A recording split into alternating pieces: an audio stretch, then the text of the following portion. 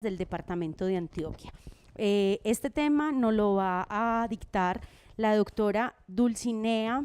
Ella es médico psiquiatra del Hospital Mental de Antioquia, Dulcinea Osorio Montoya. Ella es magíster en psiquiatría y tiene un amplio campo o un amplio bagaje con el trabajo de niños. Es importante que nosotros sepamos que este programa de streaming se realizará entonces a partir de hoy, todos los miércoles a las 2 de la tarde. La próxima semana, también miércoles a las 2 de la tarde, estaremos trabajando el tema de recaídas en consumo de sustancias psicoactivas, recaídas en las drogas, en el marco de la cuarentena. Les agradecemos nuevamente entonces el acompañamiento, el compromiso con la salud mental de los antioqueños. Recuerden que este programa se hace en el marco del plan de desarrollo del señor gobernador, el doctor Aníbal Gaviria Correa, Salud para el Alma, desde la Secretaría Seccional de Salud de Antioquia. La doctora Lina Bustamante agradece el acompañamiento y la doctora Natalia Montoya, gerente de Salud Pública, pues comprometida con la salud de los antioqueños, nos brinda este espacio. Buenas tardes para todos. Entonces, la caja de herramientas, si ustedes revisan en el link o en la parte superior del chat, identificarán el link donde está la caja de herramientas número 1, 2 y 3. En la caja de herramientas 1 tenemos toda la información del primer streaming, en la caja de herramientas 2 tenemos el segundo streaming, que fue conducta suicida, y en la tercera caja de herramientas tenemos toda la información sobre el duelo. La información de hoy se estará enviando o se estará cargando al mismo link, entonces, iniciando la próxima semana. Les agradezco nuevamente la conexión y los dejo con la doctora Dulcinea Osorio. Buena tarde. Doctora, buenas tardes.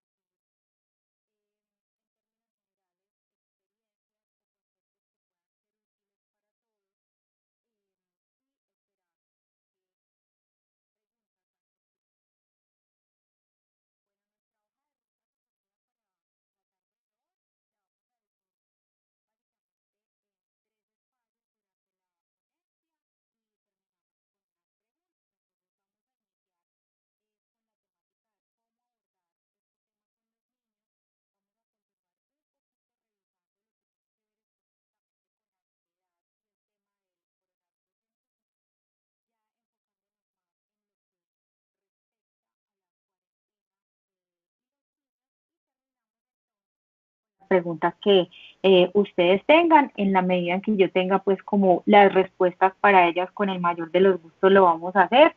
Si no tengo la respuesta, también me comprometo a que la buscamos y de alguna forma resolvemos esa duda. Entonces, entrémonos en esto. Bueno, comencemos como debe comenzarse, que es lo primero. Entonces, para nosotros poder abordar cualquier situación en términos de información con el coronavirus y los niños, lo primero es que nosotros estemos suficientemente enterados respecto al tema. Entonces, no es el hecho de que tengamos que ser, mejor dicho, tener un doctorado en coronavirus, sino que tengamos la información básica respecto a la temática, que la busquemos sobre todo y muy importante en fuentes confiables, que sean informaciones oficiales y que a partir de allí resolvamos las dudas que nos vayan surgiendo a nosotros para tener un poco de claridad respecto al tema y a partir de allí pasárselo a los niños. No les dije que en la presentación, en la parte de abajo, yo pongo normalmente pues unas direcciones de internet, no necesariamente es porque esté recomendándoles esa página, sino que por el tema ya queda uno como rayado con toda la información y formación en bioética, entonces por tema de derechos de autor, en cada imagen siempre van a encontrar de dónde salió la respectiva imagen. Entonces, de allí no es que esté yo necesariamente sugiriendo una página en particular. Bueno, entonces, comencemos en cómo abordarlo con los niños. Entonces, lo primero a considerar en este aspecto es que nosotros no debemos caer en el error de suponer que al niño hay que explicarle todo, ni caer en el error de suponer que el niño ya lo sabe todo. Ninguno de los dos extremos realmente es saludable y es muy importante partir de indagar con ese niño qué es lo que sabe respecto al tema. Los niños están todo el tiempo escuchando a los demás hablar de eso. Los niños son esponjitas que absorben absolutamente todo y la mayor parte del tiempo están viendo en los noticieros el mismo tema, escuchando la misma terminología, viendo que todos los adultos hablan con sus vecinos, con sus familiares y siempre es el mismo tema. Y los niños también, obviamente, hablan con sus pares, o sea, con sus amiguitos, con sus conocidos, y ya han tenido algún tipo de información al respecto. Entonces, para iniciar, lo primero es que le preguntemos a ese niño qué es lo que sabe de ese tema. Y entonces, a partir del conocimiento adquirido de ese niño y de las dudas respecto a ello, entonces comenzamos a resolver cada aspecto en particular. Entonces, el objetivo es que a partir de lo que el niño nos vaya mostrando en términos de dudas, vayamos generando como esa posibilidad de apertura a la respuesta, dando una explicación que, como vamos a ver ahorita, esté muy relacionada con su momento del desarrollo, ¿cierto? Entonces, en cada etapa del desarrollo psicosocial vamos a tener la posibilidad de hacer un abordaje diferente, pero siempre muy importante que tengamos en cuenta que debe ser de la mano de información de fuentes oficiales. No podemos caer en el punto de informar supuestamente desinformando, ¿cierto? Entonces hay demasiado volumen de información y de cualquier tipo de calidad en Internet, entonces el objetivo y el llamado siempre es a que lo hagamos en fuentes oficiales e informando lo más básico a cada niño a partir de sus preguntas. Resulta que vamos a llegar, por ejemplo, a un momento en donde no tengamos alguna respuesta de alguna de las preguntas que el niño nos esté haciendo. Entonces no tenemos ni idea qué decirle, pero entonces es algo que no habíamos ni siquiera considerado, como suele suceder con las preguntas de los niños, que a veces realmente nos ponen a filosofar mucho más de lo que hubiésemos pensado. Entonces aquí es una parte muy bonita y muy importante respecto a no hay por qué tener miedo de decirle a ese niño no sé. Muchas veces es como se supone que yo debería saber, se supone que yo soy quien le enseño, se supone que es a mí a quien acude para resolver dudas y si yo no lo sé, ¿qué vamos a hacer, cierto? ¿Qué camino cogemos? Pero esa es una oportunidad muy bonita, de hecho, para que se empiece, como es la invitación en este tiempo, a compartir en familia y generar una búsqueda y un aprendizaje en conjunto. Usar las redes para irle enseñando cuál es, digamos que esa administración responsable de esos recursos y que lo hagamos en familia o en unidad para encontrar respuestas, es una actividad de hecho bastante enriquecedora. Entonces, esa es como una primera invitación para el abordaje con los niños en esta temática. Es muy importante que tengamos en cuenta que a los niños no debemos brindarles información de una manera amenazante. Entonces, ¿eso qué significa? Yo le respondo las preguntas que tenga, yo le valido los temores que tenga, yo trato de reestructurar esa angustia que tenga respecto al tema, pero es muy importante que ese niño lo deje en su justa medida y que no estemos todo el tiempo informando, pero con una connotación de infundir miedo o amenazar, y es esto te va a pasar, te puedes enfermar, o todos nos vamos a enfermar si no nos cuidamos, ¿cierto? Entonces es importante que les expliquemos que se trata de una patología, que precisamente por eso estamos en la casa, que tenemos que protegernos, que hay unas medidas que es muy importante que instauremos dentro de la cotidianidad actual, pero no llenándolos de temor. Obviamente tampoco es saludable quedarnos en el extremo contrario de mentirle al niño y decirle no pasa nada, todo está bien, todo está absolutamente perfecto, porque el propio niño sabe que todo su ambiente ha cambiado, todas sus rutinas han cambiado, no se está viendo con sus amiguitos, no está yendo a estudiar, no volvió a ver a los abuelitos o a las tías de más años.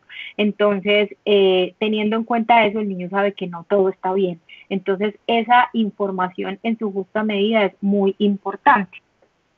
No hay que sobresaturar, ¿cierto? Un término que me ha gustado mucho, que he escuchado recientemente, y es lo denominado infotoxicidad. Eso funciona muchísimo con los niños.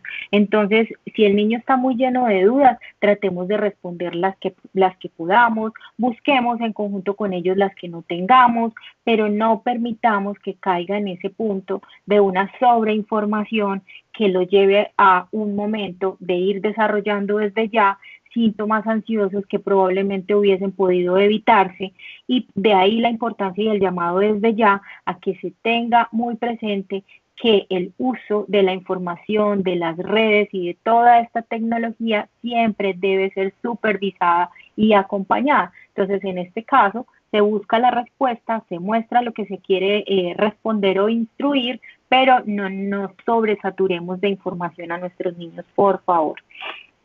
Bueno, entonces, ¿cómo vamos a explicarle al niño qué es lo que está pasando, qué es eso del coronavirus? Es que yo tengo una duda, es que yo escuché, me dijeron esto, que nos enfermamos, que nos morimos, que nos lavemos las manos.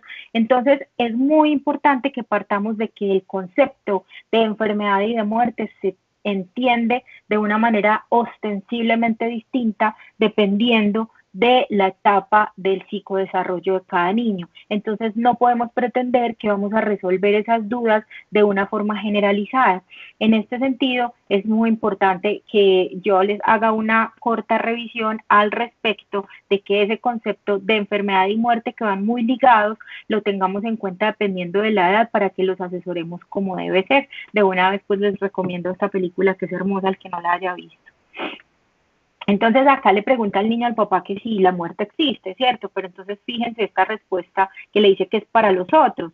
Entonces el niño le está diciendo, bueno, entonces cuando mi amiguito le pregunte a su papá, nosotros ya entramos a ese grupo de los otros. Y fíjense que ahí es donde yo les decía ahorita, wow, en los niños es cuando muchas veces en su espontaneidad lo bajan a uno a la tierra y, hey, es que de verdad esto es mucho más profundo y a veces mucho más filosófico de lo que uno hubiese podido creer, y ahí la necesidad de que entendamos un poquito en qué momento del psicodesarrollo está ese niño y le ayudemos con esas dudas que de hecho pueden tornarse existenciales, y con solo haber dado una respuesta adecuada podemos prevenir el desarrollo de manifestaciones que pueden darse a partir simplemente de frases que hayan quedado en el aire, que al niño le quedaron, llamémoslo como muy marcadas, y que a partir de allí desarrolle unos síntomas de ansiedad innecesarios, por decirlo de alguna manera.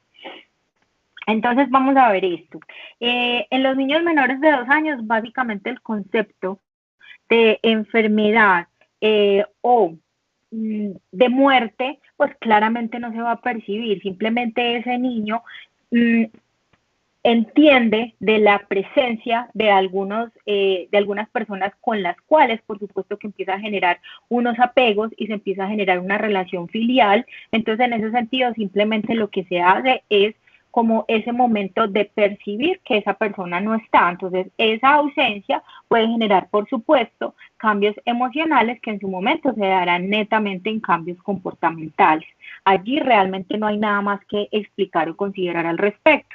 Ya en niños pasando más o menos en la etapa de los 5 años, por poner un promedio, ¿cierto? Entre 3 y 5, aquí se denomina una etapa del pensamiento egocéntrico, es decir, casi todo gira alrededor mío. En este punto es importante estar muy pendientes de aclararles dudas a los niños respecto a que no todo gira alrededor mío y necesariamente no todo tenga que ver específicamente con una culpa hacia mí. Me explico, muchas veces cuando ese concepto de enfermedad y muerte apenas se está generando como en sus inicios, el niño puede sentirse culpable de que alguna persona falleció o en ese momento en el concepto que sea esa persona se durmió por un tiempo o se fue para un viaje necesariamente porque yo me haya portado mal o porque respondí feo o en este caso, por ejemplo, porque un día no me lavé las manos 5 minutos más.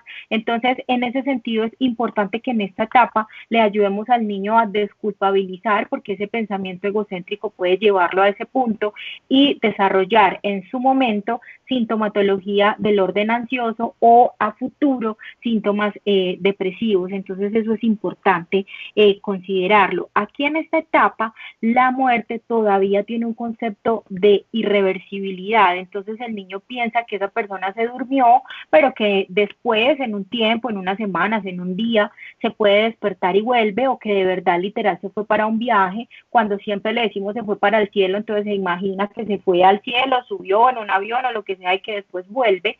Sí, es algo absolutamente irreversible en ese pensamiento que denominamos preconcreto, es decir, todavía no hay una estructura específica del pensamiento.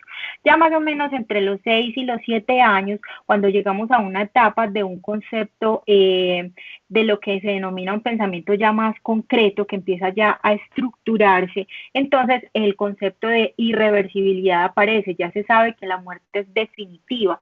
Sin embargo, todavía hasta más o menos los 8 o 9 años no se adquiere el concepto de que la enfermedad y la muerte también son posibles para mí. Yo antes lo percibo como algo impersonal, entonces yo entiendo que la persona se murió. Cuando yo ya tengo una edad en donde más o menos tipo 6 7 años entiendo que esa persona no va a volver, pero no está el concepto de que es algo que me puede suceder a mí. Entonces, en ese periodo de tiempo ya se empieza a generar digamos que ese concepto un poco más claro. Ahí ya teniendo entonces la posibilidad del desarrollo de un pensamiento abstracto. Cuando ya pasamos a la abstracción del pensamiento, ya estamos hablando de un preadolescente que claramente nos puede entender los conceptos, muy similar a como se lo expliquemos a un adulto joven o si estamos hablando pues con un par cualquiera. Entonces en esas etapas es muy importante ubicar al niño que tengamos al frente o a los niños que nos estén preguntando si son nuestros hijos, nuestros sobrinos o si estamos hablando de pacientes que sé que muchos de los que me están escuchando trabajan en los municipios pues en el área de psicología, de trabajo social, si entonces son nuestros pacientes que nos están preguntando, bueno, yo qué le respondo o hasta qué punto le voy a explicar.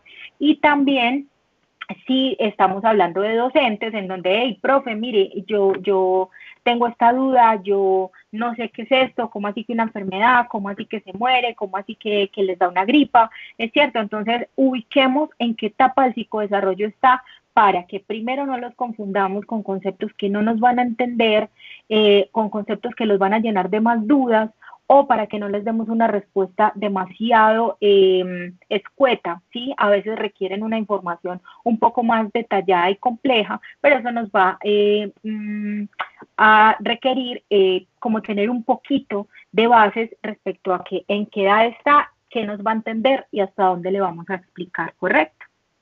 Bueno, entonces, ¿cómo lo explicamos después de que entendamos en qué etapa estamos y hasta qué punto le vamos a informar a ese niño? Existen muchísimas herramientas, pero casi pues que un sinfín. Casi siempre, como les dije desde el principio, la recomendación es buscar en fuentes oficiales. Entonces, estas estrategias son bastante didácticas y están en la UNICEF y son digamos que algunos manuales que le van a explicar claramente al niño, con imágenes, con frasecitas cortas que puedan ser pues como muy claras para su entendimiento del problema en el momento. Entonces estas estrategias son bastante recomendadas, ¿cierto? Entonces ambas de las que les pongo acá son de la UNICEF. Ahí empezamos a buscar las posibilidades de explicar y, por ejemplo, esta historieta es muy útil. Entonces, cuando nos ponemos en el idioma de ese niño, en el contexto de ese desarrollo psicosocial y del momento vital en el que se encuentra, podemos usar estrategias muy didácticas y muy útiles porque es que los niños son muy visuales, sobre todo en niños menores de 7 años. Es muy importante que no pretendamos que nos sentamos en la sala, le explicamos, digamos que verbalmente y quedó todo resuelto y todo claro. Los niños requieren un correlato visual asociado a lo que yo le estoy explicando, porque necesariamente es la forma de un aprendizaje muchísimo más claro y de yo ir visualizando lo que me están explicando. Entonces, esta herramienta es bastante didáctica, bastante práctica y se la podemos mostrar a un niño realmente en un rango de edad importante y nos puede ser bastante útil. Aquí está hablando el virus, ¿cierto? Le está diciendo que mira, yo veo que en televisión me muestran, yo veo que te preocupas, pero ven, yo te voy a explicar para que tú me entiendas de qué se trata esto. Entonces le muestra que le gusta viajar, que le gusta estar en las manos de las personas, que cuando llega trae estos síntomas, ¿cierto? La fiebre, la falta de aire, que ataca los pulmones, que eso sucede como cuando uno está aporreado de la rodilla, ¿cierto? Es como mostrándole la similitud con una patología o una enfermedad que todo niño haya tenido, ¿cierto? El niño que no se caiga y no se aporree, realmente es porque es el más raro de todos, ¿cierto? Al niño que no daña zapatos y no llega sucio a la casa es el que hay que pararle bolas. Entonces, en este caso, nos está mostrando un símil que casi todos los niños entenderán, que es como cuando te raspas una rodilla y luego de que ya llegan los síntomas, pues yo casi siempre me voy y por lo general las personas se sienten mejor. Le explico después que entonces estés tranquilo, que los adultos te van a cuidar, que vas a estar en tu casa y que tienes que tener en consideración algunas recomendaciones. Entonces, que te laves las manos y que vayas haciendo una dinámica o una canción mientras te lavas, o que cuando uses el gel antibacterial te puedes soplar como cuando soplas la torta de cumpleaños, y de esta manera pues yo no vendré a visitarte. Mientras, o sea, hacemos todas estas medidas, tomamos en cuenta todas estas medidas de lavarnos las manos y soplar las manos, mientras los doctores trabajan pues arduamente para encontrar una vacuna. Entonces es una manera muy sencilla de abordar con un niño las principales dudas que se dan respecto al tema del que todo el mundo habla.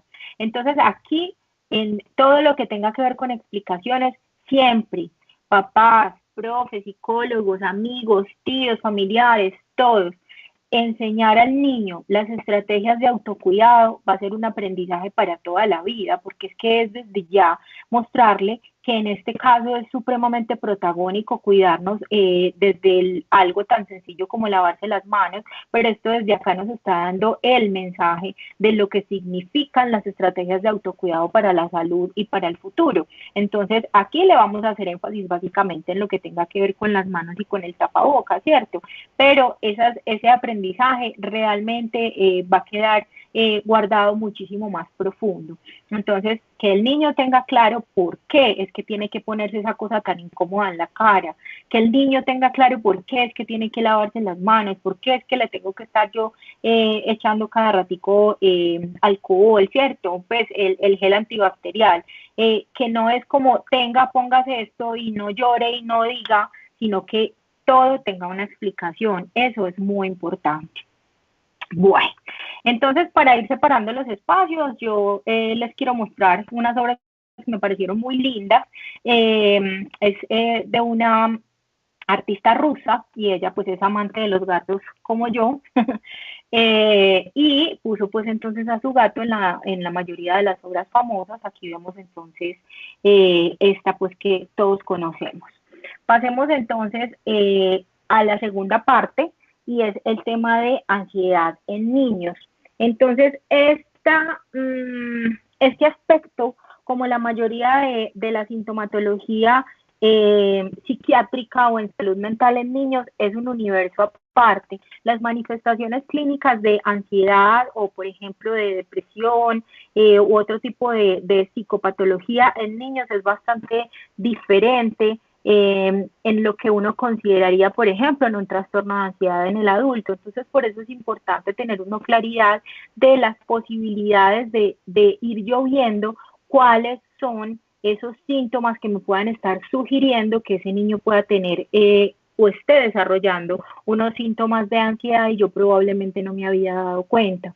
Entonces, la ansiedad en niños se manifiesta muy frecuentemente en que el niño esté haciendo más pataletas de lo habitual. Todo niño hace pataletas, entonces también es muy frecuente que llegue a la consulta digamos que ese grande bloque de motivo de consulta, trastorno comportamental, ¿cierto?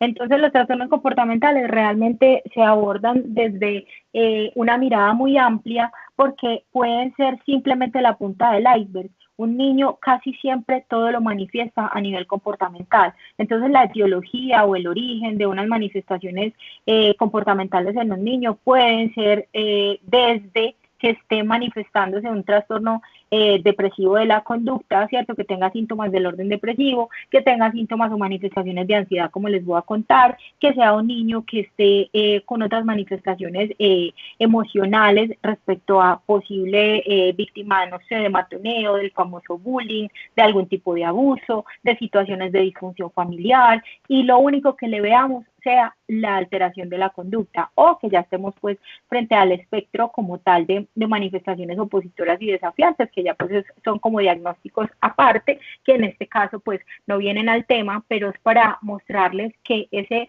bloque gigante de alteraciones en la conducta en un niño nos puede significar muchas cosas. Aquí es para mostrarles que entre ellas nos puede significar sintomatología de tipo ansioso. Entonces el niño que hace sus pataletas habituales, pero están mucho más frecuentes, ¿cierto? Que una situación que antes no lo detonaba, ya lo está detonando. Ese niño está muy rabioso, como lo llamamos, ¿cierto? Ese niño está cambiando su rendimiento en el estudio. Si era muy estudioso y muy interesado, está desinteresado. Si era un niño que había de todas maneras que insistirle en el estudio, ahora está mucho más perezoso, ¿cierto? Es un niño que empezó a perder exámenes. En este caso, cuando también la connotación de cambio en el estudio significa cambio de locación, yo estoy estudiando donde supuestamente descansaba, que es en mi casa, yo estoy estudiando con mi mamá, que antes era solo la mamá y ahora también se convirtió como una pseudo profesora, entonces es complicado el aspecto de el rendimiento escolar, pero es un indicador muy, muy importante a considerar, entonces por eso lo traigo a colación, aunque esta es una situación atípica para poner ese ejemplo, ¿cierto? Es un niño que empieza a desarrollar múltiples temores y no necesariamente, ojo, ese punto es muy importante, no necesariamente son temores directamente relacionados con el tema del COVID, no necesariamente relacionados con el tema de la enfermedad. Entonces es un niño que antes no le tenía miedo a la oscuridad y ya no puede ir al baño solo porque le da miedo ir a prender la luz. Es un niño que no le daba miedo dormir en el cuarto solo y ya le da miedo.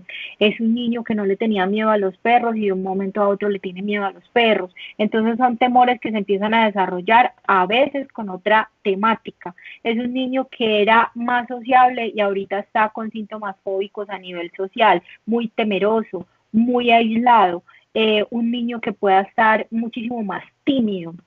Entonces, todo eso nos puede estar mostrando sintomatología de ansiedad o el niño que empieza a preocuparse muchísimo más de lo habitual por la seguridad o la salud de sus familiares, ¿cierto? Entonces, por ejemplo, niños de padres que igual tengan en este momento una actividad por la cual deban salir, entonces el niño todo el tiempo está inundado de información, ¿cierto? De que se enfermaron, se murieron, hay cuántas personas, y etcétera. Entonces, qué miedo, ¿cierto? Mis papás salieron, no han llegado, porque no han llegado, ¿dónde está? ¿Qué les pasó? Y no necesariamente también no han llegado porque les pasó algo del coronavirus, sino porque se preocupan por todo lo relacionado con la salud y seguridad de sus padres. No llegó porque le robaron, no llegó porque se accidentó. Es un niño que empieza a generar un montón de temores y un montón de manifestaciones, digamos, de proyección de sus temores y de lo que ha visto en televisión hacia sus familiares. Entonces, esos temores se sobregeneralizan y empieza a tener muchísimo miedo de cualquier situación.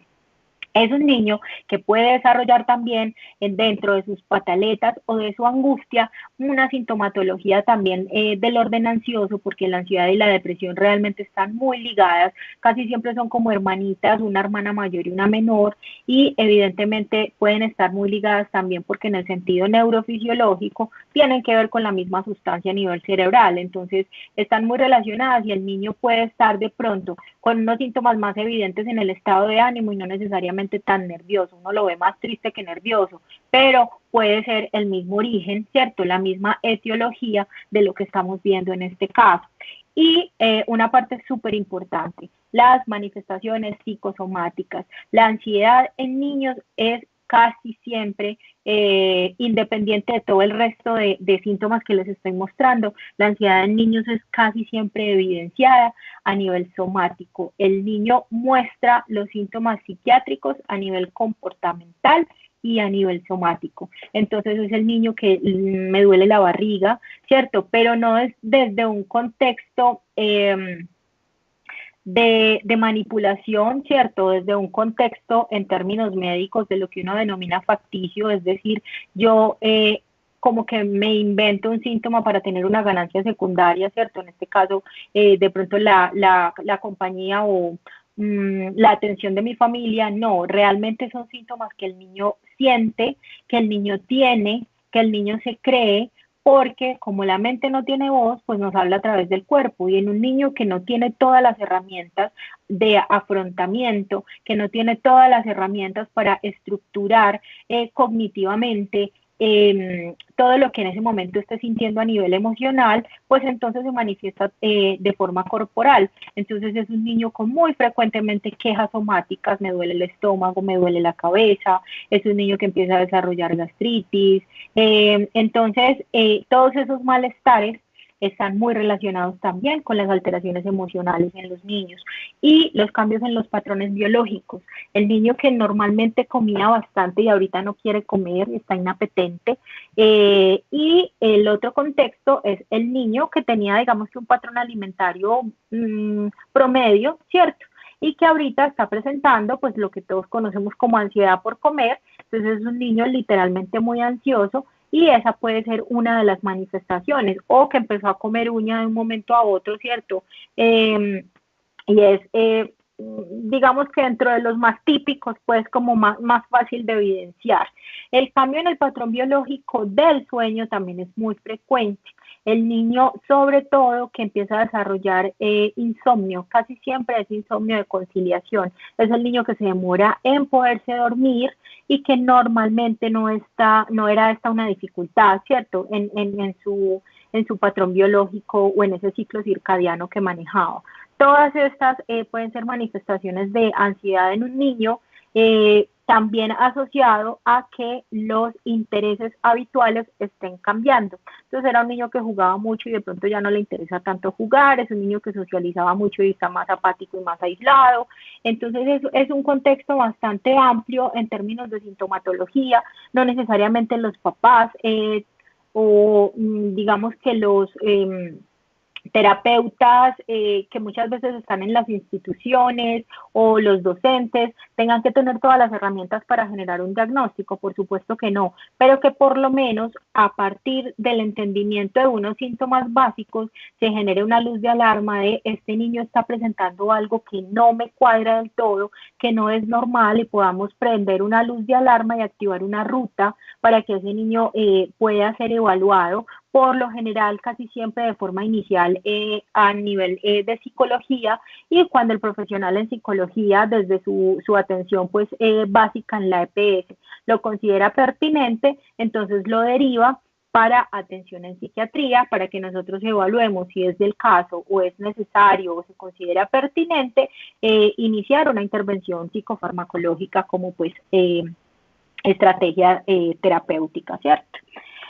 Es muy importante que le validemos a los niños esa emoción que está teniendo, que le ayudemos a que él se sienta apoyado a nivel emocional. Entonces no es, yo lo regaño y le digo, deja de exagerar, deja pues la bobada, que no nos vamos a morir y no nos vamos a enfermar, o sí, qué cosa tan horrible, es que esto es terrible, venga, sentémonos y lloremos los dos, o preparémonos ya, porque abracémonos, porque hasta aquí llegamos, ¿cierto? Entonces, ningún extremo, pero a ese niño, por favor, validémosle lo que está sintiendo. Entonces, estas estrategias de las mismas cartillas son muy útiles.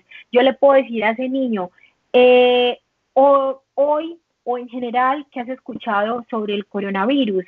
Entonces, si has escuchado, sí, listo, ¿cómo te sientes hoy al escuchar ese nombre? Entonces, de una vez, y esto también es un aprendizaje muy bonito, le estamos enseñando al niño las emociones básicas.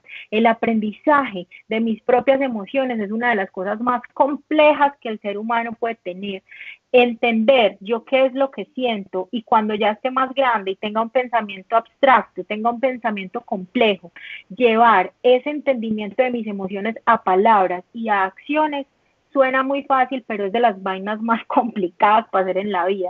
Entonces, sí, desde ya yo aprovecho esta coyuntura para enseñarle a ese niño que nosotros tenemos derecho a tener unas emociones, que hay que darse permiso de estar asustado a veces, que hay que darse permiso de tener dudas o de tener temores o de estar triste. Entonces yo le empiezo a validar esas emociones, yo empiezo a generar la posibilidad de que sea un niño expresivo a nivel emocional y de una vez empiezo a tumbar estigmas de que entonces si es niño usted no puede quejarse y no puede llorar y la única que puede tener miedo es la niña porque usted es el varón y la tiene que proteger. Nada de eso, por favor, tumbemos estigmas que solo sirven para meter basura en la cabeza. Entonces desde acá le estamos enseñando al niño, sí, es que estar nervioso es una cosa, es que estar triste es otra, es que estar preocupado es otra.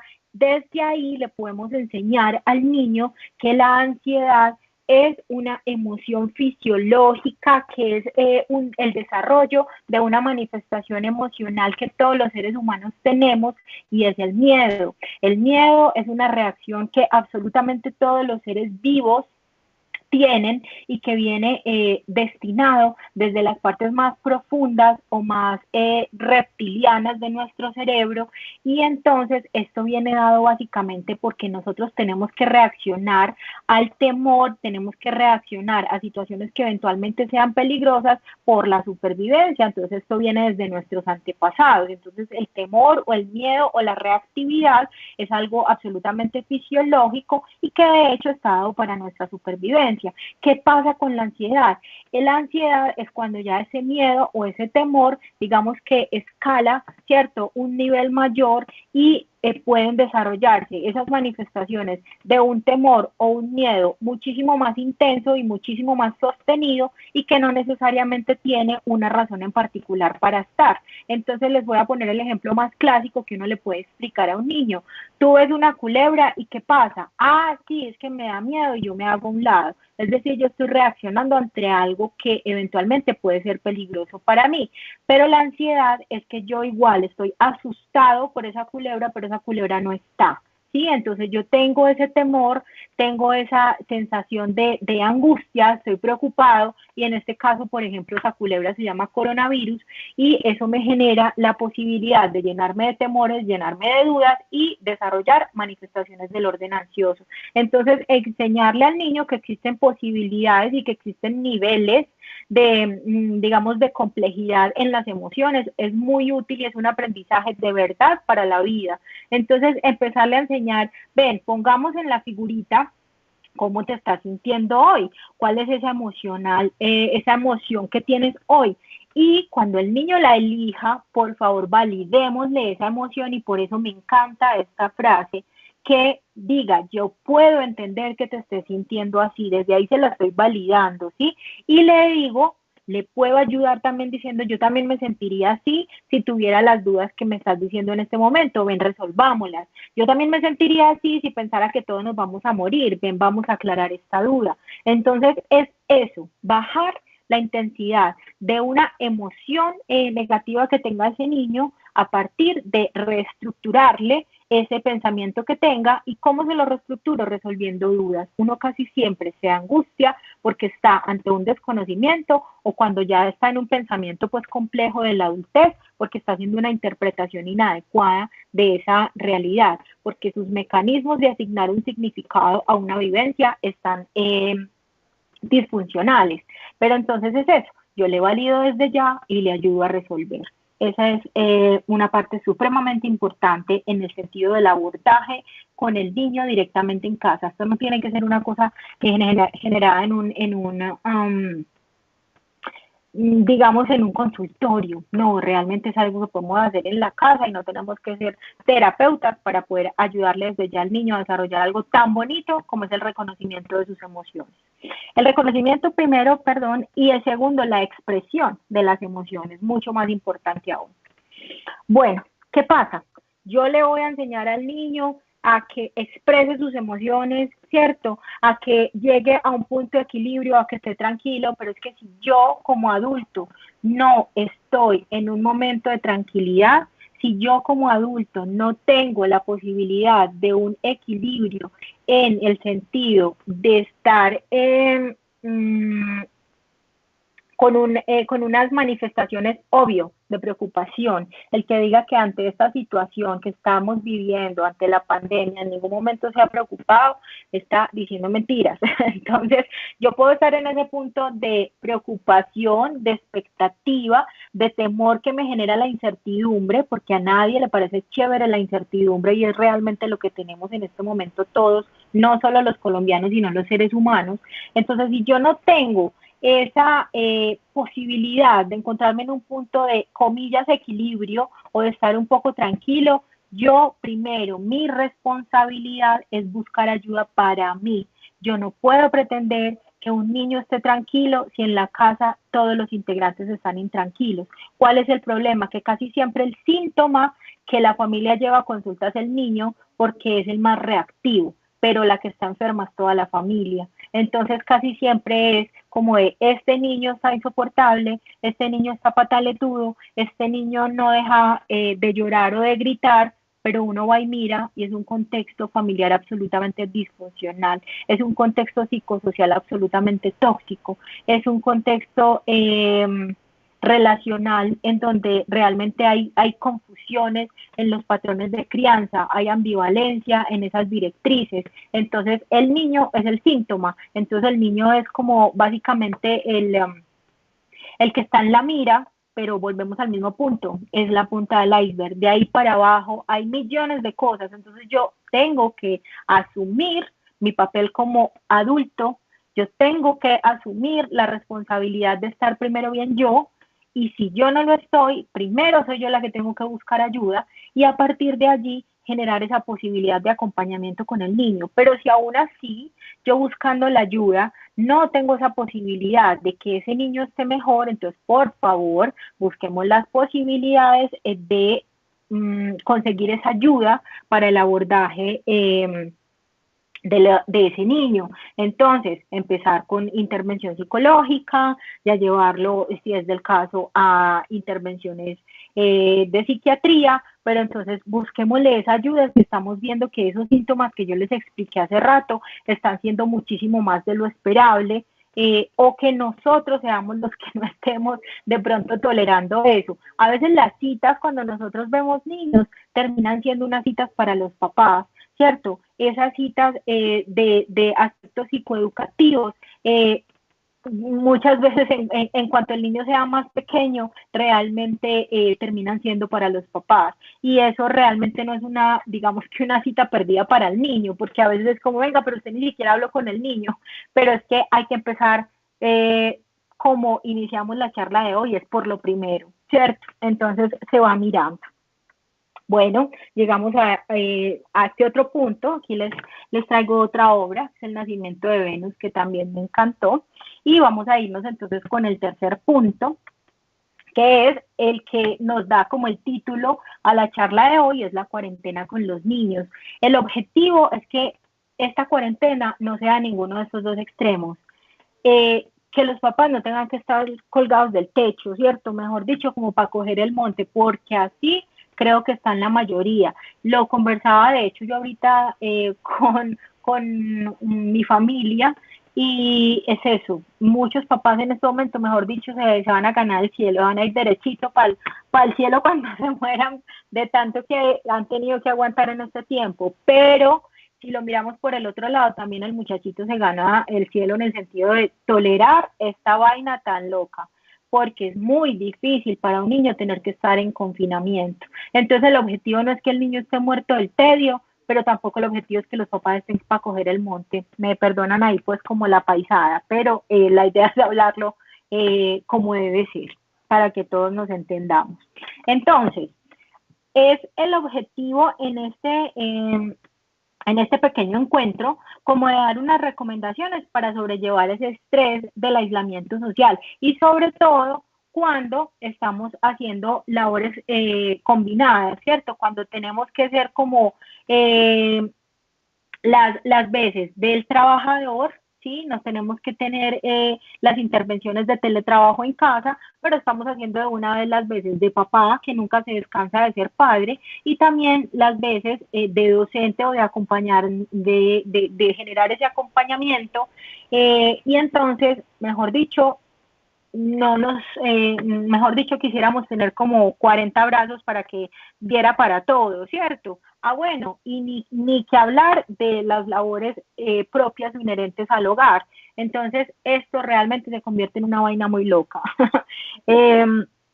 La idea es dar unas pauticas básicas que les puedan ser útiles en cualquier contexto en ese sentido. Esto es lo que uno pretende no llegar, ¿cierto? Que está desesperada y que la busque en Mercado Libre, en Amazon, en El Hueco o donde sea, pero que mejor dicho alguien me ayude, la necesito del color que sea, que le tiene disponible en todos los colores, porque ya no saben qué hacer, ¿sí? Entonces lo que pretendemos es no tener que llegar a ese punto, obviamente, y vuelvo a lo mismo que nombré ahorita, el que no llegue a un punto de estrés o no se haya preocupado en este contexto de la pandemia, realmente algo raro le está sucediendo. Entonces, estar en un momento de estrés en toda esta situación es absolutamente normal, fisiológico y de hecho esperable, pero cuando se nos está saliendo de las manos es cuando realmente vienen los problemas. Entonces,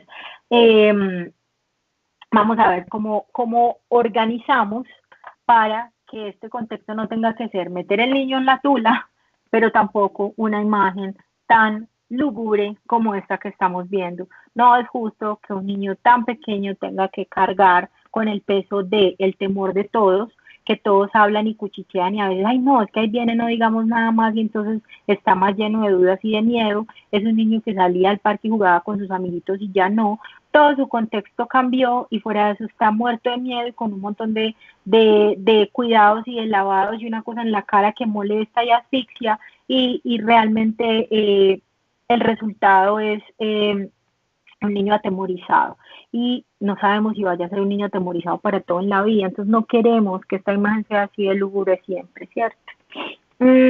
Esta es otra cartilla que les quería recomendar, me pareció muy útil y es supremamente sencilla y ahí realmente la misión es esa, quedarse en la casa, entonces es toda una misión casi como de película de Misión Imposible, supremamente complejo porque es que hay que quedarse en la casa y sobrevivir y desafortunadamente estamos en una sociedad en donde la norma es la disfunción familiar y eso es algo supremamente desafortunado, pero así es.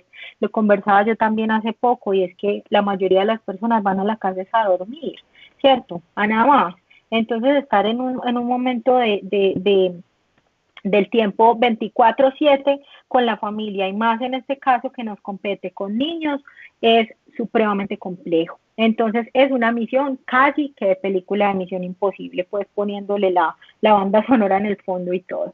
Quiero rescatar de esta cartilla esto que puede ser súper sencillo y puede ser súper útil y en cualquier contexto. Esto lo pueden hacer los profes con sus niños en un ratico de la clase virtual. Esto lo pueden hacer los papás. Esto lo puede hacer el psicólogo con su niño en la cita. Esto es algo muy útil y que realmente nos va a servir incluso si lo diligenciamos frecuentemente como un diario de la pandemia y que sea algo incluso chévere para mirar después. Pero entonces, de una vez, yo aquí estoy poniendo en qué día estamos de la cuarentena, yo qué he leído hoy, entonces le estoy desde ahí enseñando patrones de lectura y hábitos de lectura o en términos como de aprendizaje saludables, yo qué he aprendido hoy y eso me parece súper bonito en el sentido de que entonces vamos desde ya a coger la rutina de que todos los días me voy a aprender una palabra, es una cosa muy linda para un niño independiente de la edad en la que esté y yo que he jugado hoy. Ese tiempo de libre juego nunca se lo podemos quitar a ese niño por más que vayamos a organizar rutinas. Entonces eso empieza desde ya a mostrarnos posibilidades de qué le vamos a ir como impartiendo en el diario a ese niño. Otro punto y que más adelante se los voy a recalcar, que ese niño anote con quién ha hablado hoy. Estamos aislados físicamente, pero no podemos estar aislados socialmente y muchísimo menos un niño.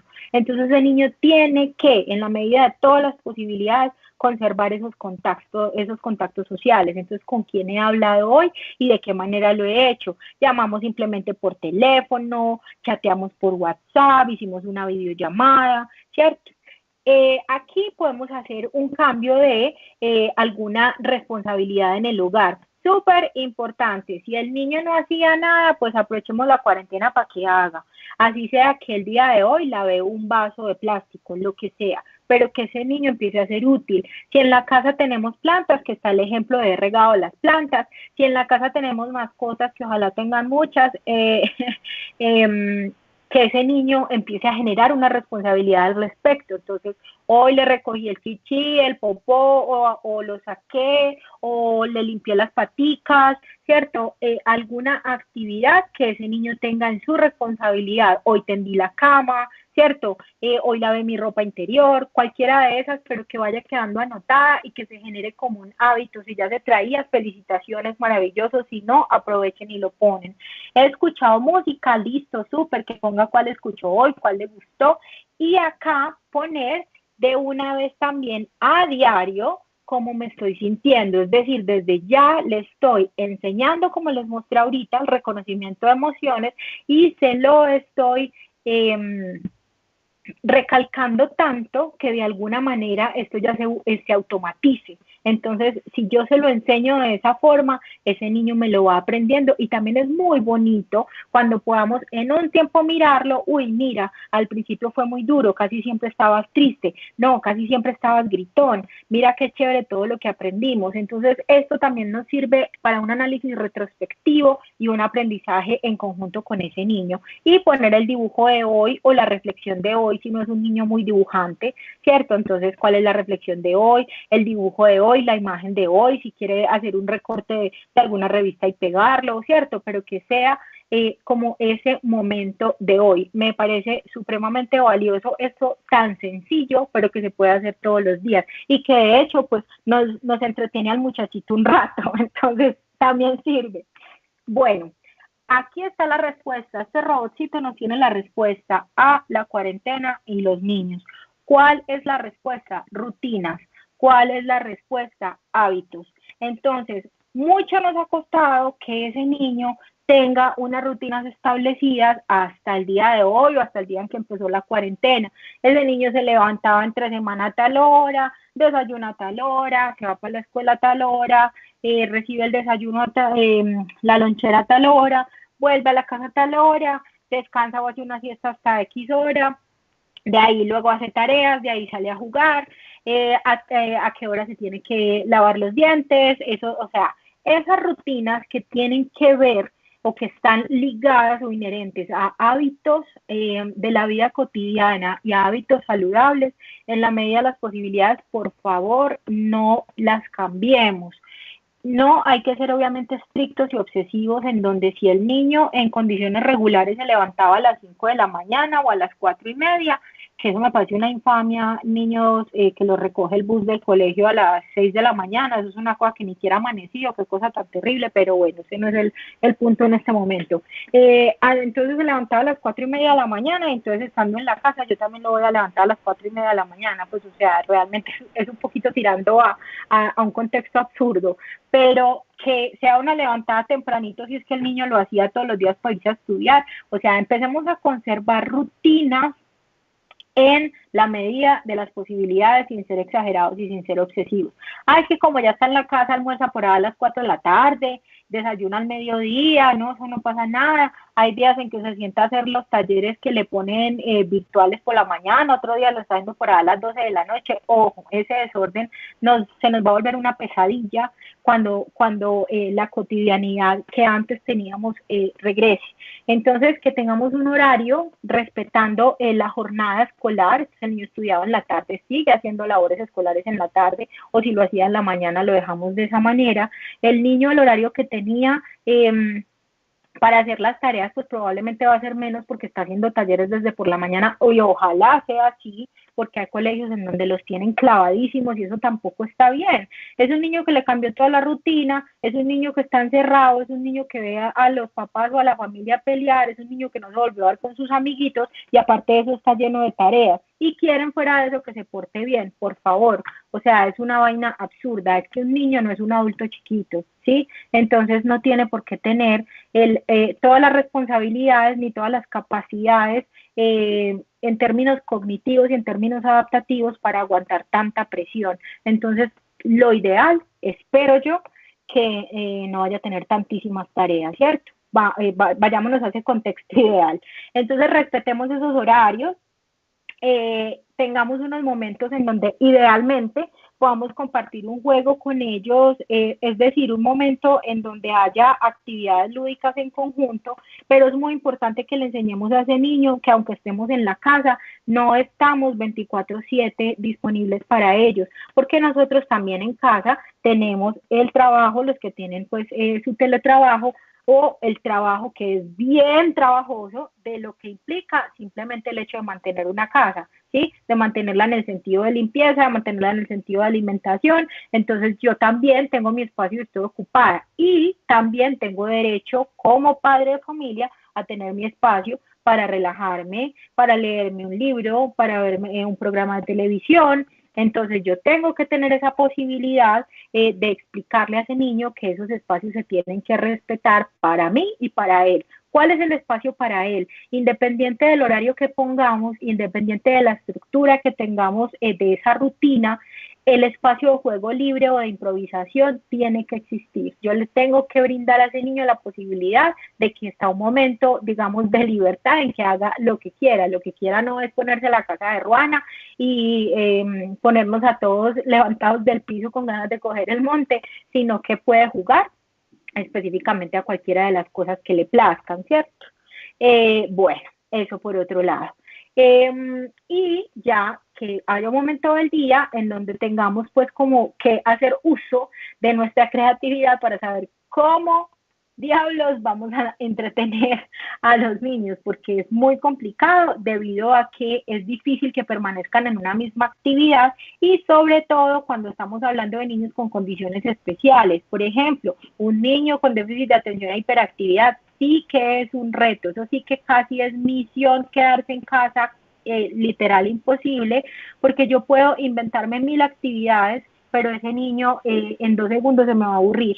Entonces es muy complicado. Está haciendo una actividad y luego otra, luego se quiere parar, es muy difícil tenerlo en un espacio confinado, que casi siempre todos vivimos en lugares pequeños, entonces es bastante difícil ese aspecto.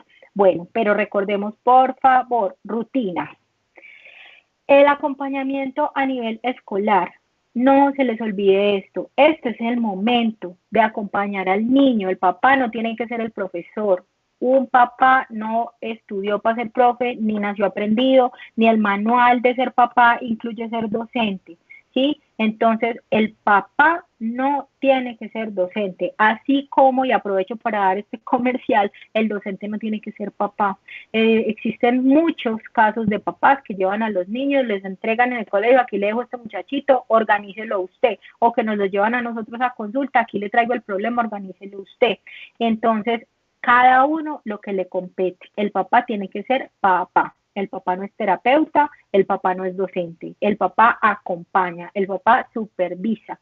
Entonces, en este caso es el momento de acompañarlo, no es el momento de evaluarlos. Ese niño no tiene que estar todo el tiempo en la casa con la presión de no haga bulla, pórtese bien, haga la actividad que usted quiere que yo haga y fuera de eso no sea feliz.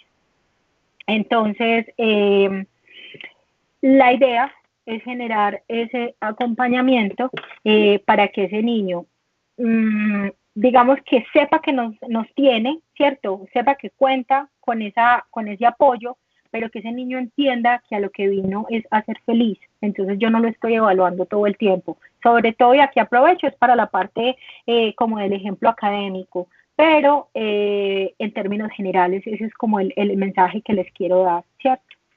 Entonces, 1000 cosas para hacer, 1000 no, 1001, 2000, 500.000 actividades y posibilidades. Lo que pasa es que todo cansa. Yo creo pues que los papás terminan como un chupo al final del día, en serio, literal, que se van a ganar el cielo después de esto.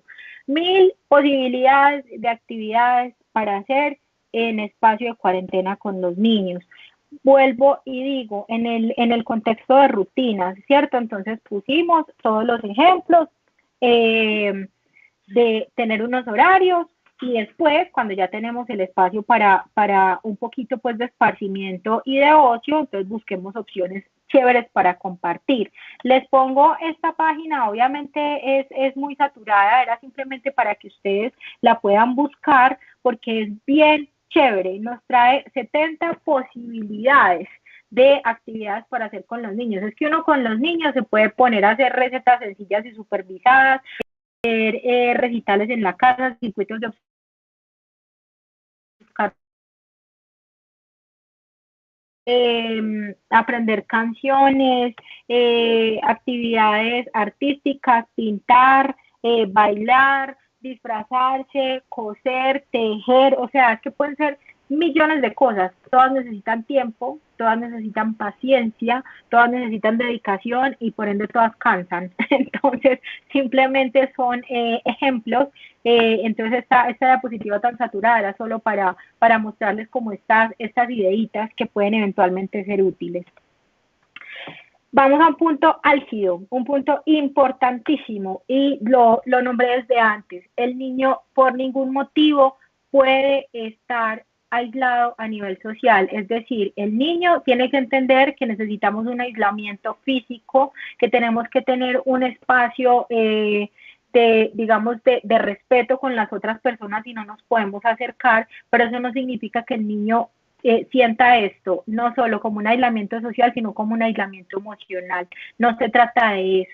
No tenemos que esconder la posibilidad de relaciones interpersonales porque los seres humanos somos seres gregarios, eso es una cosa que está determinada en nuestro cerebro. Entonces no podemos pretender que eso se lo podamos quitar. Para el desarrollo psicosocial de un niño es fundamental las relaciones frecuentes con sus pares y con sus familiares, es decir, con sus seres queridos o con las personas a las que les ha generado un apego o digamos, eh, una unión importante en términos emocionales, no necesariamente tiene que ser familiar. Entonces, debe haber un espacio del día en donde el niño pueda tener la libertad de comunicarse con sus amiguitos. Esto lo limitamos en tiempo, como ya les voy a mostrar ahorita, pero que el niño tenga esa posibilidad en el día en donde sabe que va a hablar con Pepito, con Julieta, con María, con Margarita, y se van a contar las cosas. Ay, yo hice esto, yo aprendí tal palabra, yo jugué, yo ya hice la tarea de la profe, tal taller, me vi tal programa, el tema que esté de moda, la canción de X persona, en fin, pero que esos espacios se den y que el niño también conserve el contacto con sus familiares o con sus personas significativas. Esto también debe ser supervisado, papás. Estos elementos electrónicos supervisados, por favor, pero siempre permitiendo tener acceso a ellos. Esta, digamos, universo de todas las posibilidades infinitas que puede tener la tecnología es una cosa de doble filo y todos lo sabemos. Es una cosa muy maravillosa para que el niño aprenda, para que el niño encuentre cualquier cantidad de respuestas al aprendizaje que quiera, pero es una vaina absolutamente peligrosa. Entonces, sabemos perfectamente todo lo que tiene que ver con las posibilidades de personas inescrupulosas, de redes de pornografía de niños, de secuestros, de robos. Hay, bueno, una cantidad de cosas, pues que la idea tampoco es meternos en un cuento macabro, pero esto tiene que ser supervisado. Entonces es un universo hermoso, gigante, absolutamente infinito, pero tiene que ser limitado, es una obligatoriedad dentro de la responsabilidad de los padres. Ese es el mensaje y quiero mostrárselos en esta tabla. La idea es que lo repartamos por edades, o sea, al niño no se le debe decir es que usted no va a tener acceso a esto porque yo digo que no, o porque está absolutamente castigado y porque nunca en la vida va a oler una tablet, porque esto es algo que para los niños se convirtió casi como que en la vida. Es una vaina realmente que en lo personal me parece triste, pero es así. Entonces, simplemente lo que tenemos que hacer es desde un principio dejar las cosas muy claras. Estos tiempos es para los niños idealmente, hablando de un dispositivo electrónico tipo tablet, que sea o de su propiedad o prestado, pero idealmente que no sea un celular. ¿A qué me refiero? Los smartphones no debería tenerlos ningún niño menor de 12 o 13 años. Eso no debería ser de propiedad de ningún niño tan pequeño. Si es que tiene el acceso al smartphone, que sea prestado de sus padres un rato. Esto es una cosa que nos genera un sinfín, pero es una cosa brutalmente exagerada, un sinfín de consultas, solo por eso. Entonces, se intentó suicidar porque se le quitó el celular, se voló de la casa porque se le limitó el celular, acabó con las puertas de la casa porque se le quitó el celular para que se durmiera, trastornos del sueño, los que ustedes quieran.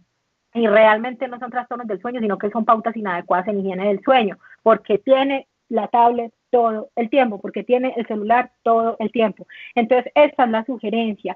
Tiene que ser limitado y desde un principio es eso. Este es el tiempo que lo vas a tener, este es el horario en el que lo vas a tener y se acabó ese horario y punto, se acabó. Y vas a mirar cómo lo vas a administrar, ¿cierto? ¿Qué quieres hacer? ¿Qué quieres mirar? Y yo te voy a supervisar esa búsqueda.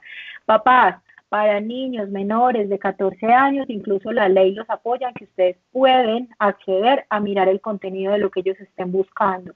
Desafortunadamente, el adolescente pilluelo que dice es mi privacidad, lo siento, hasta la ley me apoya. Entonces eso es muy importante, básicamente por el infinito universo de riesgos que hay allí. Les sugiero que este sea un horario según las edades y miren las posibilidades de las consecuencias que eso puede tener, ¿cierto? Lo que tiene que ver con sedentarismo y obesidad, con la alteración en el rendimiento escolar, con que se alteran las habilidades sociales. Ahorita no son tan hábiles sociales como el paisa, pues conversemos, venga, bailemos, porque ahorita ni bailar saben, porque están pegados todo el tiempo de los dispositivos. Entonces son un montón de consecuencias negativas, pero también unas consecuencias muy bacanas y lo sabemos administrar de la forma pertinente.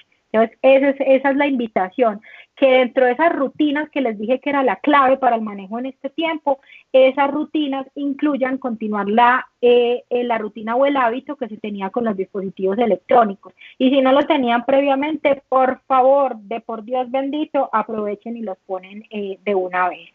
Este es un tiempo definitivamente para que se retome lo que significa compartir en familia. Sí, compartir en familia no solo sentarse a comer, sino lo que significa la convivencia. Y quise poner todo este contexto de familia porque les quiero sugerir o los quiero invitar a que en medio de todo esto que les estoy hablando, se ayude a que el niño crezca sin tanta basura en la cabeza, sin tantos preconceptos errados, sin tantas, digamos que predisposiciones que lo único que hacen es hacer una sociedad muchísimo más excluyente, muchísimo más injusta, muchísimo más maltratadora. Quiero poner este contexto de familia porque hay muchísimas clases de familias y todas, monoparentales, biparentales, homosexuales, poliamorosas, como sea, sin hijos, con mascotas, con familias nucleares, familias extensas, todas son válidas como familia y eso es lo que se busca, un espacio para compartirlas, pero todas son familia, hay que ser incluyentes, eso es lindo enseñárselo desde ya a los niños, por favor. Terminamos con los girasoles de Van Gogh para mostrarles pues como la última que quería hacer con los gatos. Y esta asociación, de pronto ustedes vieron que desde un principio quise mostrarles las manos de los niños en pintura para hacer una invitación pues a las actividades artísticas o posibilidades lúdicas con ellos, pero me quise ir por el tema de las manos, sobre todo porque todo lo que tiene que ver con coronavirus sabemos que está en nuestras manos, y aquí el símil es para hacerlo con huellitas, porque yo siempre termino todas mis presentaciones, independiente de donde sea, con el mismo mensaje. Soy una defensora y amante de los animales y siempre les solicito explícitamente que aunque no les gusten, estamos en la obligación de respetarlos. El privilegio de amarlos realmente es para poquitos, pero quien no haga parte de la solución y no se anime a amarlos, a respetarlos, a cuidarlos y a adoptarlos, por lo menos no haga parte del problema y no los maltrate. Muchísimas gracias, ese era el mensaje que quería darles. Este es mi Instagram para los que me quieran seguir. Cualquier duda también ahí está el correo electrónico. Les agradezco muchísimo su atención y las dudas que tengan estoy presta para poder dar respuesta a las que tenga en este momento la respuesta, y si no hacemos el ejercicio como les mostré y aprendemos entre todos. Muy amables. Perfecto, doctora. Perfecto, doctora Dulcinea. Tenemos aquí un par de preguntas, yo se las voy a transmitir para que usted nos ayude con la respuesta. En caso de que no la tengamos, pues entonces ahí nos queda la tarea de dársela a los participantes del streaming. Claro que sí. La primera pregunta que tenemos es, ¿me pueden colaborar cómo trabajamos con niños con autismo en la cuarentena? Sí.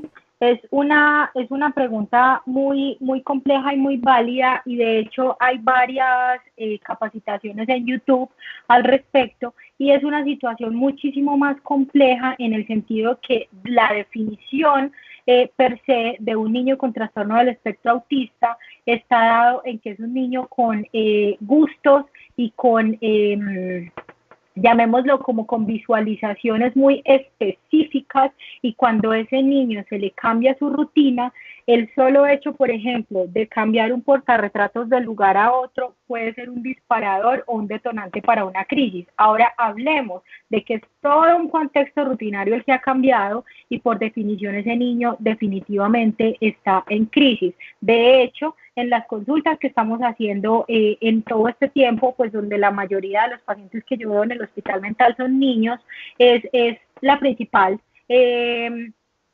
consulta que se está dando en este tiempo, tanto para niños dentro del espectro autista como para niños con discapacidad cognitiva, en donde se da básicamente el mismo contexto, la dificultad adaptativa ante los cambios. Entonces, en este caso, desafortunadamente, la respuesta debe ir muy de la mano del abordaje también con el especialista en psiquiatría, y es el hecho de que en muchas ocasiones desafortunadamente es pertinente o necesario hacer ajustes psicofarmacológicos para que ese niño pueda estar mucho más tranquilo, porque va a ser mucho más compleja llamémoslo la convivencia, porque ese niño normalmente asiste a instituciones especializadas, ese niño tiene actividades en esas instituciones, ese niño por supuesto que tiene unas necesidades de aprendizaje individuales, entonces como no está asistiendo a esas actividades en casa, pues está mucho más complejo. A ese niño hay que botarle muchísimo más, digamos que posibilidades de inventarnos, si se quiere decirlo de esta forma,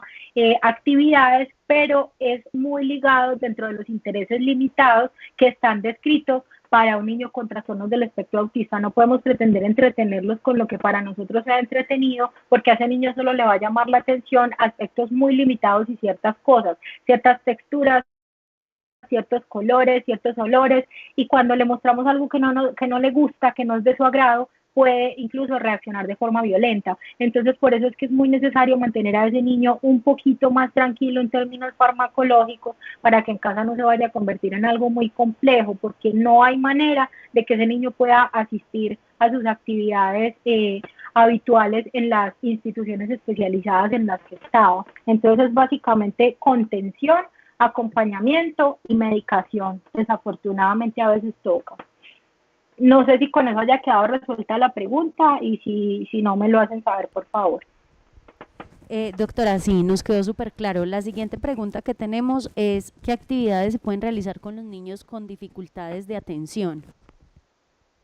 Eso, entonces el ejemplo que les ponía ahorita, ¿cuál es el problema con los niños con déficit de atención o los niños llamándolo en términos médicos, con disprosexia?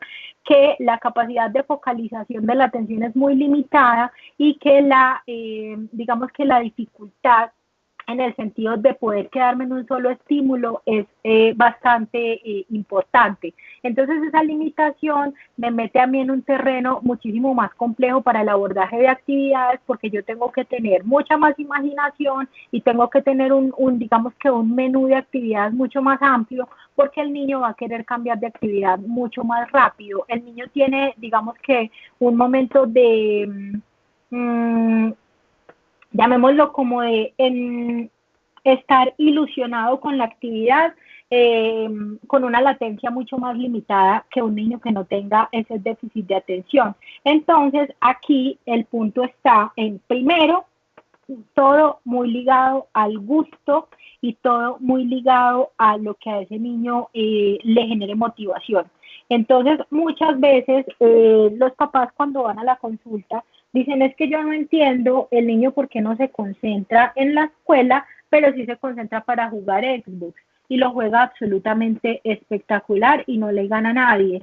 Y es que los circuitos frontales a nivel cerebral están muy ligados en términos de concentración con motivación, y eso está claramente descrito incluso en los estudios de neuroimagen funcional, es decir, se han evaluado cerebros de niños cuando están realizando una activación que les genera un aspecto cuando están realizando una actividad que les genera un aspecto motivacional, y cuando están realizando una actividad pues como porque toca. Entonces es como ese aprendizaje en donde uno pues tiene que estudiar porque pues claro, se tiene que educar, pero yo siempre le digo en la consulta de los niños, y a veces los papás me miran como, ¿qué? ¿Usted qué es lo que está diciendo? Y siempre les digo, el que diga que nunca le dio pereza estudiar está diciendo mentiras. Entonces, obviamente se genera un esfuerzo muchísimo mayor porque es algo que no necesariamente nos está motivando en todos los aspectos. Entonces, cuando se da un aspecto motivacional, el niño va a permanecer más rato en esa actividad. Entonces, el tiempo de latencia en la permanencia de ese momento en donde estamos logrando entretener a ese niño tiene que ir muy ligado de encontrar qué es lo que al niño le gusta. Entonces, si le gusta más la parte manual, entonces inventarnos más actividades manuales. Si le gusta más la parte musical o artística en otro sentido, si le gusta más es lo físico y lo de movimiento, entonces muy ligado de la motivación y tener muy claro que el niño rápidamente nos va a cambiar a otra actividad, por lo tanto, mejor dicho, practicar yoga o meditación o lo que sea, porque hay que llenarse de paciencia, porque el niño definitivamente no nos va a permanecer mucho rato en las actividades. Lo mismo con el estudio. El niño en la casa, como va a tener las actividades escolares para realizar, permitámosle a ese niño tener momentos de descanso muy frecuentes, es decir, realiza actividad académica, por ejemplo, 10, 15 minutos y descansa 5, vuelve y 10, 15 minutos o 20 y descansa 5, que el niño se pare, si tenemos un espacio que le pegue una trotadita así sea alrededor del comedor, pero ese niño tiene unas necesidades digamos que de un desgaste energético mayor, entonces esas pautas son muy importantes para que ese niño no se nos desespere, para que ese niño no se vuelva más inquieto de una manera reactiva y que por ende nosotros digamos que nos alteremos más. Entonces, esas son como las posibilidades y al niño con déficit de atención hay que irle dando una a una las pautas de actividades a desarrollar. Entonces vamos a ir escalando. Yo al niño con déficit de atención no le puedo decir, vas a desarrollar este taller, luego vas a pintar esto de este color, luego vamos a seguir con la actividad de lenguas, luego con la de matemáticas, sino que vamos a pintar esto azul. Cuando lo termine azul, entonces pasamos a lo rojo, luego pasamos a esta suma, a esta resta, cada actividad una a una, porque debemos ir escalando e irle generando un reforzamiento positivo a las actividades que ya está respondiendo, irle diciendo lo hiciste muy bien o vamos a corregir esto porque creo que nos puede quedar mejor, no decirle lo hiciste muy mal, usted no hace nada bien, sino que hagámoslo de esta manera para que nos quede mejor. Y a ese niño, después de que ya logró esta actividad, vamos con la siguiente. Al niño hay que decirle, ¿qué fue lo que te expliqué? Que él nos haga una devolución, ¿cierto? Una retroalimentación de que le explique para que nosotros tengamos la claridad de que sí lo entendió y que para el niño cuando nos lo diga también esté reforzando el entendimiento de eso. Entonces esas son pautas que nos pueden ser muy útiles ahorita, obviamente en la cuarentena, pero en cualquier momento para un niño con déficit de atención. Tampoco sé si quedó resuelto o cualquier cosa me dicen. Doctora, súper bien. Otra pregunta. Dentro de las manifestaciones psicosomáticas, ¿es importante considerar el aumento de lesiones físicas? Es decir, que el niño tenga más caídas y más golpes. También puede ser una de las posibilidades, ¿cierto? Los niños con necesidades especiales o con un diagnóstico en particular en términos psicopatológicos o a nivel de neurología infantil, pues pueden tener dificultades por definición en la motricidad fina o en la motricidad gruesa. En este caso, para la motricidad gruesa, entonces hablando de caídas o de lesiones, realmente también puede ser una de las manifestaciones. A veces, ya yéndonos a un contexto de ganancia secundaria, sí también puede estar de pronto con algunas otras lesiones, pero es que ganancia secundaria no significa inventar porque quiso o porque quiere molestar. Ganancia secundaria es lo que uno coloquialmente dice llama la atención, pero es que como el nombre lo dice, llamar la atención es como, hey papá, es un llamado para que me atiendas, para que me cuides, para que me quieras. Entonces no es llamar la atención en el aspecto de quiere joder, ¿cierto? Entonces a veces esas lesiones también pueden estarnos mostrando eso muy por debajo, ¿cierto? Siendo un mensaje implícito en esa posibilidad en donde lo que vemos es el aporreón, donde lo que vemos es el moretón o lo que vemos muy frecuentemente ahora ya desde los preadolescentes, ya no ni siquiera solo en adolescentes, es esa famosísima práctica del cutting. Y entonces es que se volvió de moda, entonces me corto porque sí, porque no, porque la amiguita dijo, porque me quitaron el celular, o porque me regañaron, o porque no me dejaron llamar al amiguito. Y eso es una práctica bastante frecuente que no representa un intento de suicidio como tal, pero que tampoco significa que sea simplemente ganas de molestar y que no haya que pararle bolas. Por supuesto que hay que intervenirlas. A veces simplemente a nivel psicoterapéutico. Ya miramos pues como en cada caso si hay que ascender a una intervención psicofarmacológica también, pero esa parte también en términos de lesiones personales puede considerarse pues en ese mismo contexto psicosomático. Perfecto, doctora. La siguiente pregunta es cómo podemos diferenciar lo que se llama como atención, como llamado de atención y somatización. Es relacionado con lo que acaba de decir.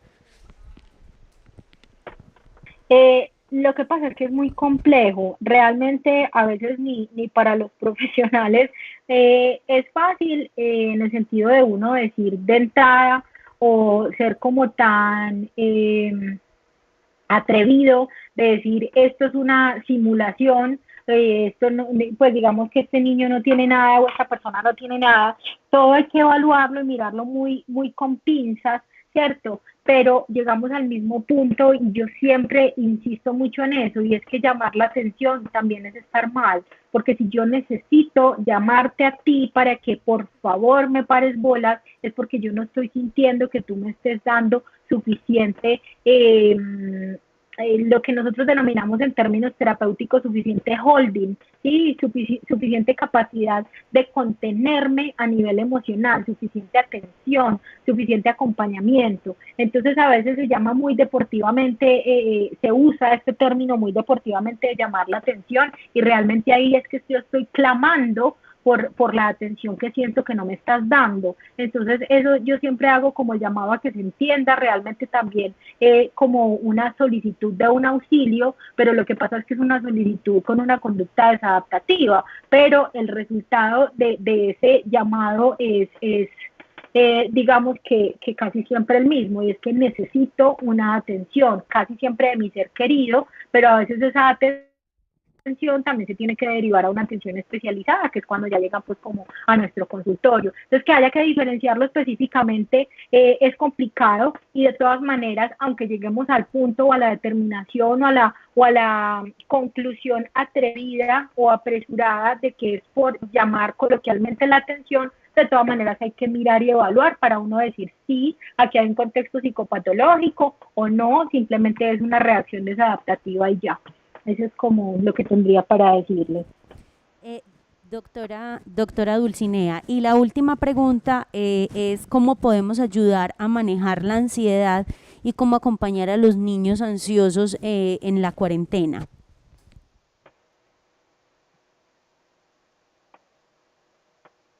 Espérame un segundo. Ay, espérame que esto se me metió. Listo, ya. Discúlpame, ¿me podría repetir esta última pregunta? Claro que sí, doctora. ¿Cómo podemos acompañar a los niños ansiosos en la cuarentena?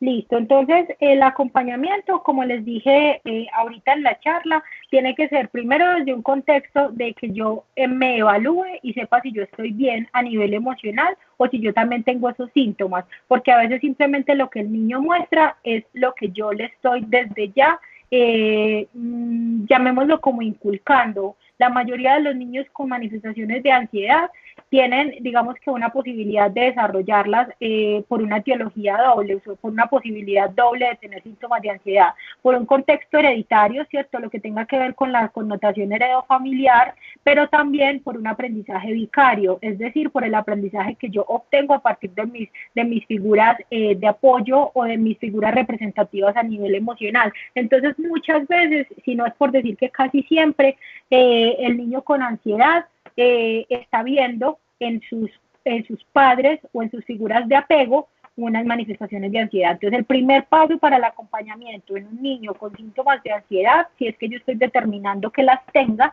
es evaluar si yo estoy bien o si yo necesito algún tipo de apoyo o de intervención profesional. Cuando ya yo estoy en ese punto en que creo que probablemente estoy bien o en un punto, entre comillas, de equilibrio, entonces el acompañamiento que tengo que hacerle al niño es un aprendizaje, como les decía ahorita, mucho énfasis en que el niño entienda, reconozca y exprese sus emociones. Y cuando las exprese, el acompañamiento principal que yo como padre de familia, como docente, tengo que hacer es la validación de esa emoción. Es decir, yo te entiendo que te estés sintiendo así, yo te acompaño en esa emoción, yo estoy aquí para apoyarte en eso. Y el punto es que yo siempre les explico, papás o profes o personas no profesionales no tienen que ser el terapeuta de ese niño, simplemente tienen que ser el apoyo. Ese niño que ya está ansioso no tiene por qué sentirse más angustiado porque se sienta solo, ¿sí? Entonces, el apoyo en el manejo de síntomas de ansiedad simplemente es más desde el área, digamos,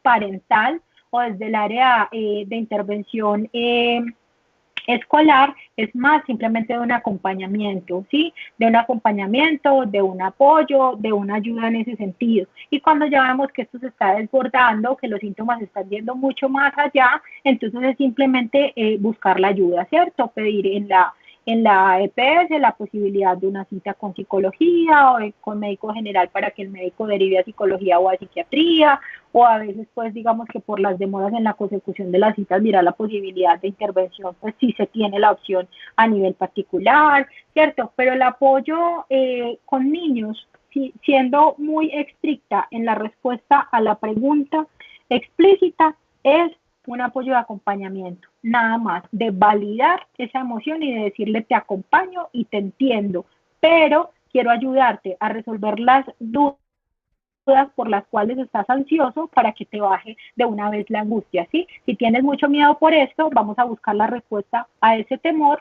y cuando ya lo tengas más claro, probablemente vas a estar un poquito menos angustiado. Es básicamente eso. Doctora Dulcinea, muchísimas gracias. Espéreme que por aquí tengo una pregunta nueva. Cuando presentan, qué Claro, dale. pena, cuando presentan conductas hipersexualidades teniendo en cuenta la condición de discapacidad, ¿cómo manejarlas en casa? Bueno, las conductas hipersexuales son casi inherentes al contexto de manifestaciones clínicas de los pacientes con déficit cognitivo. Y pues esto es algo así que realmente no necesariamente esté asociado pues como a un trastorno de ansiedad como tal, sino que el niño con déficit cognitivo tiene muchísimas menos herramientas para afrontar las situaciones que le generen pues como estrés, y entonces el niño con déficit cognitivo como per se es un niño por definición hipersexual, con digamos que con problemas en el freno de las emociones o de los instintos, y este niño está en un contexto de estrés, la manera muchas veces de manifestarlo es o tornándose más irritable, más agresivo o más sexualizado.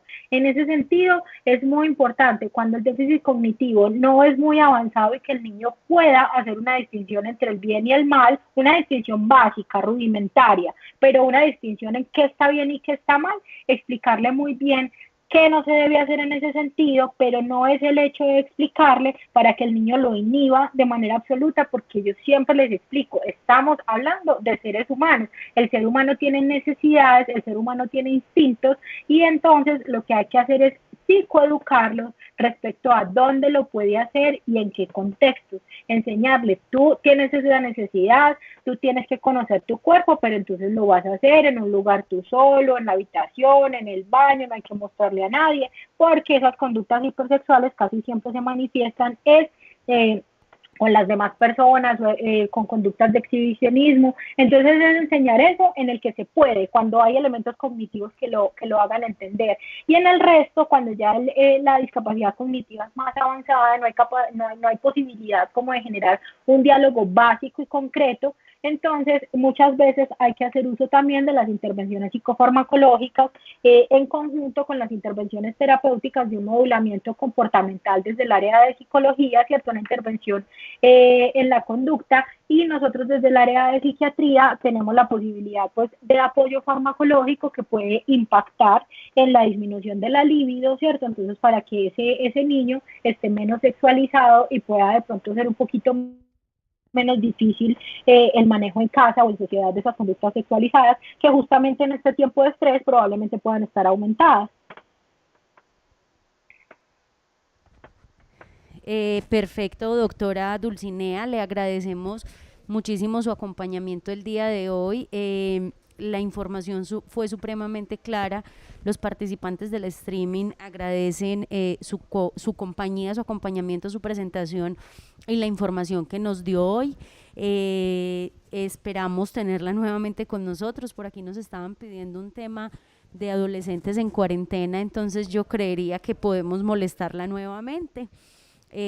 Claro, claro que sí. Por Con el ahora, mayor de los gustos. muchas gracias, doctora. Ahora, contarles a los participantes que quedan en la caja de herramientas. El link está en la parte superior del chat. Ahí estamos incluyendo las herramientas o los documentos, material que se va creando para entregarles a ustedes. La próxima semana, invitados entonces, ya sabemos, miércoles 2 de la tarde. La próxima semana trabajaremos el tema de recaídas en cuarentena. Los esperamos, les agradecemos mucho y que tengan una muy buena tarde, doctora. Mil gracias nuevamente. Muchas gracias a todos ustedes por la asistencia.